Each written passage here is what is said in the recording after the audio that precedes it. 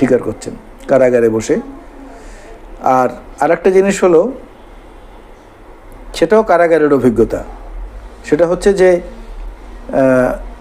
এই নারায়ণগঞ্জের যে আলোচিত 7 মার্ডার বা 11 মার্ডার যেটা বলে র্যাব কর্তৃক, সেটা lieutenant colonel Tareq Sayeed, major Arif এবং কমান্ডার রানা, এরা আমার সঙ্গে একসময় কারাগারে ছিলেন।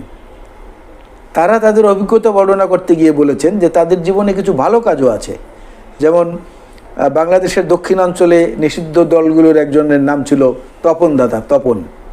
সে তপন করতো কি, গ্রামের কোনো সুন্দরী মহিলাকে পছন্দ হলে তাকে ধর্ষণ করত, তার মেয়ে তার বোন থাকলে তাকেও পরে ধর্ষণ করত, এবং ওই লাল পতাকা নামে আর কি মানুষ খুন খারাপি করতো। ছিল যে দেখো ভাই, আমি হিন্দু ভাই, আমি জামাত শিবির না, আমি বিএনপি না, আমি প্রয়োজন আমার কাপড় খুলে তোমাদেরকে দেখাই।